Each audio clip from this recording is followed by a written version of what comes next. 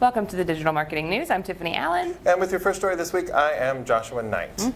Hey, you know one thing that I'm not going to do is try and tell you how to spend your time. Fair. Absolutely. But I will tell you how other people are spending their time, and maybe that could be indicative of something that you could maybe take into consideration later. I'm not saying, I'm just saying. Feels personal. No, surely not. No. So we have a new report on how people are spending their time on social media networks. And there are some subtle but interesting trends that are happening right now. So this is in Q2 or 2019. They're looking back on Q1, and Kenchu is the company. Bless you. And they have observed that Instagram is having a slow and steady uptick in the amount of time spent per day. So they're adding, I'm not sure how to do this math, but 1 minute a day per year.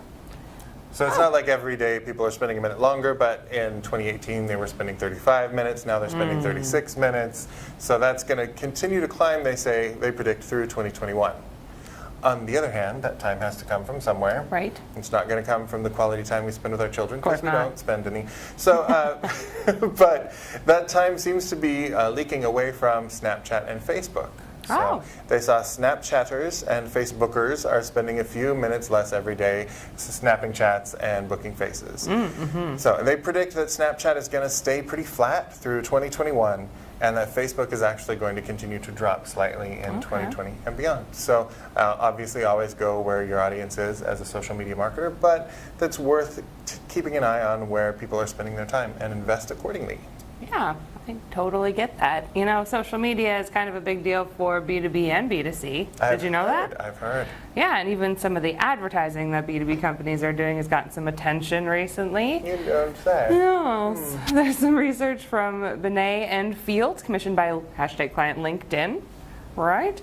That shows the need for B2B companies to invest in both brand and demand advertising. Okay. Right, so some key learnings from the research, which you can find on the blog article as well, is that advertising does work in B2B. So you now know that. Good to know. I guess we have an agency then. Great. Lead generation should get about 54% of ad spend, while brand building should get about 46%. So for B2B companies, it's really common to invest in lead gen, demand gen, get those people into the funnel, but brand awareness is something that should take up almost half of your ad budget as well, according to this research. Reach is still an important metric for B2B. Just like in B2C, you want to make sure you're reaching as many eyeballs as you can, the right eyeballs, if at all possible. And brand building is emotional, while lead gen is rational. So if you're trying to get somebody to associate your brand with a feeling, doing that via a branded ad campaign is probably the way to go. If you're trying to get leads, maybe focus on pain points, solutions to problems, and things like that. I love that idea, and it's so important to let people know that brand building is emotional. Even for B2B, it's just different emotions. Right. You know, maybe not love and this passionate expression, but at least like when I think of IBM, I feel secure and confident, that kind of thing. Or #client Oracle, I feel secure in my website and everything. So part of building that relationship, though, that brand recognition, could happen on #client LinkedIn. Go on. And if it does, LinkedIn is adding some tools that is going to make it easier for people to see what your brand is about. I think this has some interesting implications either way for marketers. But what they've done, they added an ad transparency tab to your company page, so that thing that people see when they come and visit your company on LinkedIn. And they'll be able to see from that company page what sponsored content you have run in the past 6 months. Wow. So they can kind of look in, they can see what you're about.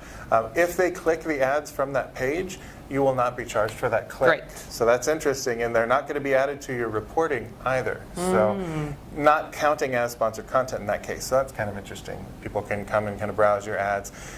This also, they're saying it could be useful to gain insight into what your competitors are doing for ads. You can go look, but of course they're going to come and look at yours as well.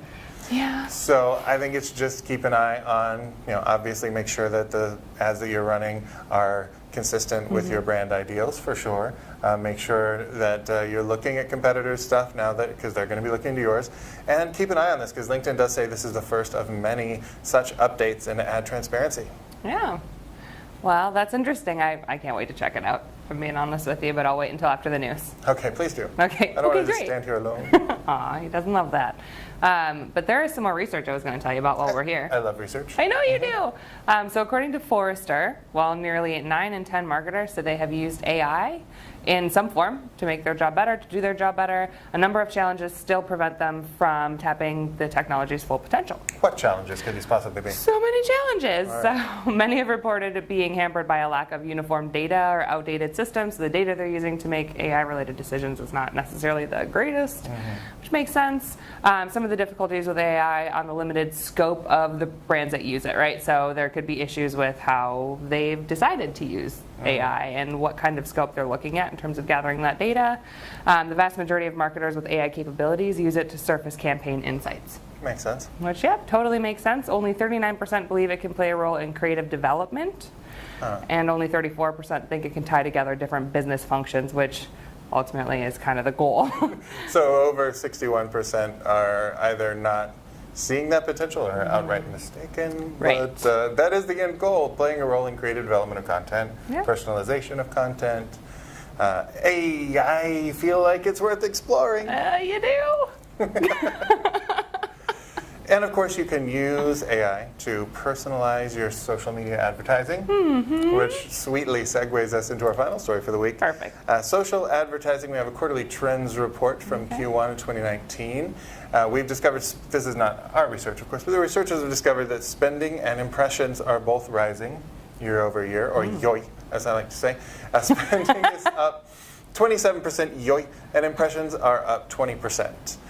Though, however, the CTR is dropping. That's from 1.9. It's down to 1.9% from 3.0 last year. So we're getting a little less bang for our buck there. CPM is up 6% year over year, but it is down from last quarter.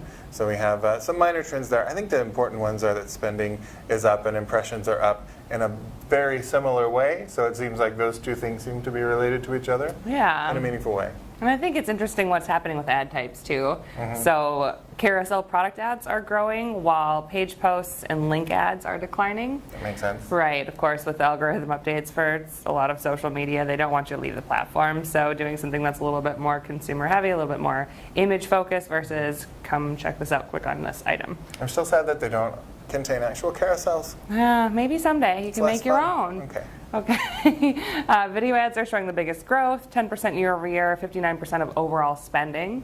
So 59% of overall spending. Yes, for video ads. Makes sense. Yeah, that's what people are into. And of course, all the research that we've talked about this year, for the most part, has pointed us toward mobile and video. So it makes sense. There's big growth in Instagram and Pinterest, which again makes sense if we're not seeing as much time spent on Facebook and other networks. And as always, as you know, go where your audience is. These stats can help you understand where to go and what tactics to use, but always look at your own analytics, look at your own data, understand where your customers are, and try to kind of meet them on Pinterest, apparently, or Instagram. Right. If people are not pinning your jet turbines to show to the other executives in their executive mom group, then you're doing it wrong. Yeah, try harder. Pin it. That's all the news we have for you this week. We'll be back next week with more digital marketing news. If you need more in the meantime, you can check out the TopRank blog at toprankblog.com. Follow TopRank on Twitter at TopRank, or follow me at Tiffani_Allen. Yep, and you can find me on Twitter at NiteWrites. That's NITEWRITES. And please do remember to subscribe to the blog and to our YouTube channel for all the cool things that we bring you on the regular. We'll see you next week. Thanks for tuning in. Bye.